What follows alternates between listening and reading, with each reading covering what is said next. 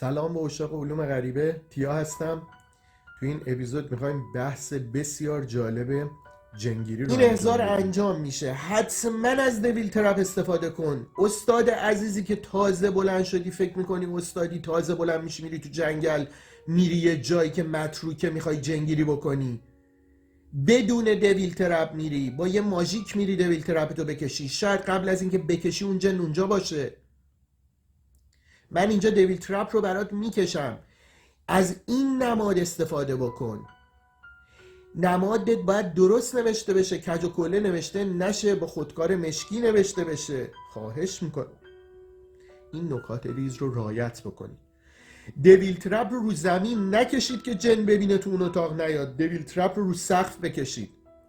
اگر رو زمین مجبور شدی بکشی، یه فرش، یه قالیچه پیدا بکن پشت قالیچه، یعنی زیر قالیچه بکش دویل ترپتو، بزرگ بکش و قالیچه رو بنداز که جن نبینه، بیاد رو قالیچه وایسه. هر شیطانی، هر دیمنی، مخصوصا اجنه، وارد این شکل بشه گیر میکنه، بهش میگن دویل ترپ و نمیتونه ازش خارج شه. استاد محترمی که اومدی با ما یه سفر یزد، یه چیزی دیدیم و انجام دادیم، دویل ترپ رو بدن یه انسان کشیدیم و وصلش کردیم. نکن این کار رو. بنا به شروط خیلی خاص، مراعات خیلی خاص، من بدن اون انسان رو وصل کردم، برای اینکه شیطان دیگه ای در بدنش بود میخواستم دفع کنم. نه اینکه هر کسی رو میبینی دویل ترپ بکشی رو بدنش. نکنید این کار رو. اون شیطان دیگه بیرون نمیره از تن اون انسان. خواهش میکنم نکات ریزی که میگم رعایت بکنید. زیر تختتون ور ندارید دویل ترپ بکشید. این یک تبلیغ. فرقه های خاص مثل آگوری تبلیغ میکنن که شما این کار رو بکنید. شیطان پرستی تبلیغ میکنه که شما زیر تختت دویل ترپ بکشی که هر شب اجنه بتونن بیان و برن، دخل و تصرف داشته باشن تو اتاق شما. شما تو محل خاصت دویل ترپ رو میکشی، اساتید حرفه‌ای میدونن روی یک پارچه بلند بزرگ میکشن دویل ترپشون رو و این پارچه رو با خودشون میبرن جایی که میخوان بیان، جن نبینه شکل هندسیتون رو. حتما برعکس بندازیدش. بهترین جا برایش رو سقفه. وقتی شیطانی وارد اتاق میشه چشمش به شماه، حواسش به سقف نیست. و من شیاطین زیادی رو زیر دویل ترپ سقفی گرفتم. بگذاریم. گرفتی، میخوای تفهیمش کنی. بعد از این که به اذن استادت جن رو گرفتی، حالا چیزی که میخوای رو بهش میگی. این باید با انرژی باشه، باید وفقی نوشته باشی، باید ابجد کرده باشی، تک تک اون کلمات باید رمل شده باشه. اگر هنوز بلد نیستی رمل کنی، هنوز به جفر مسلط نیستی، چرا داری میری موکل بگیری؟ چطوری میخوای با موکلت حرف بزنی؟ زبان تو رو نمیفهمه. زمانی که گرفتی، زمانی که تک تک خواسته هات رو بهش خالی کردی، نگو فقط عشق میخوام، نگو سکس میخوام. آخوندی که نشستی تو قم، طلبه‌ای که نشستی الان، به دفعات به من پیام میدید، میگم نکنید، جن احضار نکنید که باهاش سکشوال ریلیشن داشته باشید. انسان ما انسان، روابط با جن بسیار پیچیده است. شما نمیتونی مثل دوست دختر انسانی بهش خیانت کنی، نمیتونی بری 20 تا سیغه بگیری. به جن اگر نگاه ناپاک داشته باشی، وقتی با دختری از جنیان میخوابی، نگاهی به یک دختر انسان داشته باشی، میاد چشتو در میاره، زندگیت رو گره میزنه و کارهایی میشه به دفعات توصیه میکنیم نکنن، گوش نمیدن، باز هم انجام میشه و دل آدم بسیار میشکنه. خب بریم سراغ این که ما تفهیم کردیم به اون جن که چی میخوایم با جزئیات. اگر سکس میخوایم با چه افرادی، تو چه زمانی، با چند نفر و این چطوری باید ادامه پیدا کنه تا کی ما چیزی رو میدیم و چیزی رو میگیریم. اگر پول میخوایم همینطور، اگر مالکیت یک زمین رو میخوایم همینطور. به جزئیات باید تعیین شه کی این اتفاق بیفته، چقدر اون جن وقت داره، از چه راهی باید اقدام میکنه که به ما آسیب نرسه، تمام ترم ها و کاندیشن های منفیش بررسی شه. اون زمان اوکیه. و میرسیم در نهایت به پیشکش. قربانیتون باید آن هند باشه. زمانی که جن قبول کرد دیگه زمانی ندارید. اونجا باید از حلقه نمکت بلند شی بیای بیرون. باید قربانی کنی، باید حیوان داشته باشی، باید قربانی کنی، باید خونش رو بمالی به خودت و حیوان رو رها کنی برای جن. برای خیلی ها این عمل قسی القلبه، میدونم، انجام ندید. این عمل در سطوح استادی علوم غریبه است. هر کسی که یک موکل میگیره استاد علوم غریبه نیست. اون موکل میتونه 2 شب مهمونش باشه و بره. اون کسی که موکل رو نگه داشت استاده.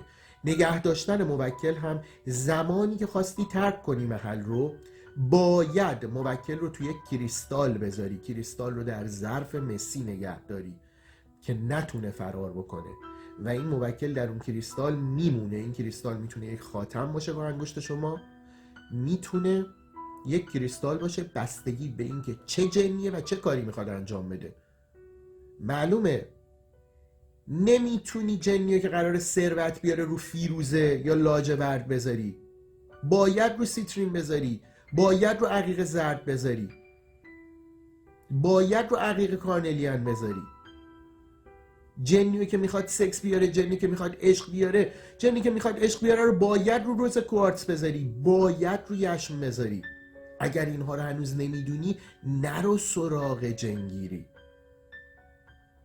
موکل اشتباه رو بهش خانه اشتباه بدین، وسل این کریستال خانه اون جنه. اگر خانه اشتباه بدی هر لحظه میخواد فرار کنه پدرتو در میاره. این یک روش بود. یعنی جنی که میاد به بعد ما داریم اسیرش میکنیم، اومده سرک بکشه تو دنیای انسان، به قول خودشون تو محل آدمیزاد اومده سرک بکشه، ما گرفتیمش، اسیرش کردیم. ببین خونه جگر داره میخوره، بر نگشته به کار زندگیش برسه، اسیرش کردید. بعضی وقتا 20 سال این موکل رو اسیر میکنن. زمانی که این طلسم بشکنه بلایی سرتون میاره، زمانی که آزاد شه انتقام این 20 سال رو ازتون میگیره. به اذن خودش نیومده اونجا، اسیرش کردید، با دیویل ترپ گرفتیدش، انداختیدش توی تله. خب این روش اول بود. روش دوم روش منطقیه که ما سفر میکنیم به عالم جن. عالم جن یا دریم رلم رویا، هر شب که میخوابید اونجا میرید. اگر هرم 7 چاکرا رو داشته باشید، هرم 7 چاکرا کریستال 7 چاکرا، کریستال های قدرتمندی که حال خانی باید بشه، توسط استاد باید در اختیارتون قرار داده بشه که کریستال های پازیتیوی باشه و بسته به وزن بدنتون این کریستال ها باید انتخاب بشه. مثلا در مورد عقیق ویدیوهای زیادی توضیح دادم که حداقل باید 0.5 کیلو باشه و تناسبش به وزن چطوریه. این کریستال ها وقتی کنار هم قرار بگیره، مخصوصا زمانی که کریستال آمیتیست بیدار شه که برای چشم سومه، شما خوابهای کریستالی میبینید. در خوابها با موجودات ماورایی شروع میکنید حشر و نشر کردن و چیزهایی بهشون میدید و چیزهایی ازشون میگیرید، مثل اجنه. در خوابهاتون جن رو میبینید. اگر برتری روحانی داشته باشید، این خواب که برای جنگیریه، به اذن استاد بهتون میگه قبل از خواب چه آیاتی خونده بشه و چی کار بکنین. آیات باید فوت بشه و آب خونده بشه، مثل سوره جن. در مورد سوره جن صحبت زیاد داریم.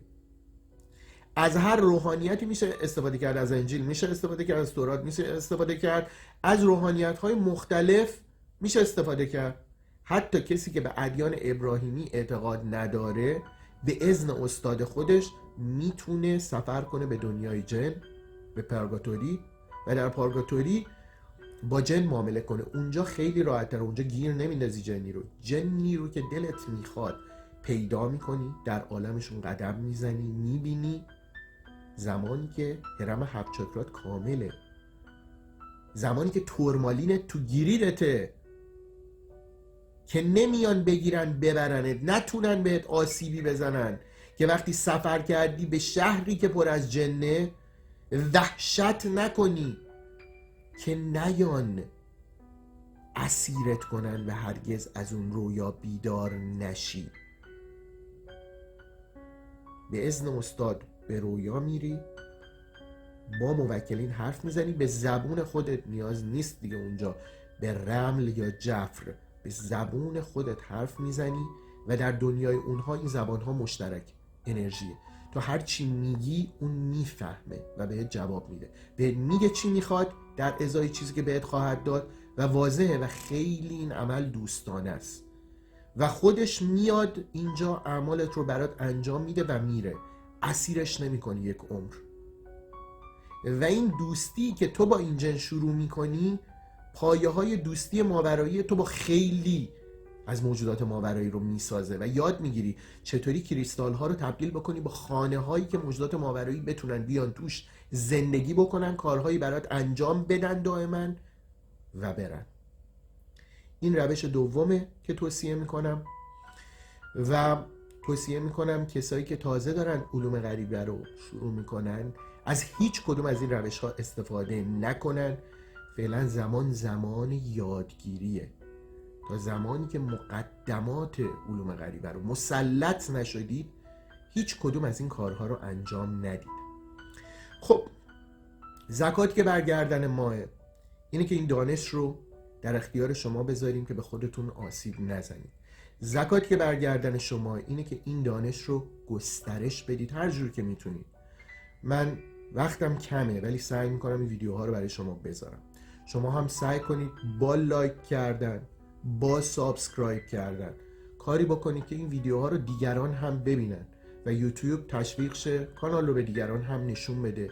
یک شخصی همین الان که ما داریم صحبت میکنیم داره به اشتباه جنی رو احضار میکنه و از این لحظه که یک دعایی رو مینویسه و فکر میکنه کار خاصی نکرده داره با اون جن یک معامله سنگین رو میکنه و خودش رو داره به نوعی بدبخت میکنه، یک عمر کابوس رو برای خودش میخره.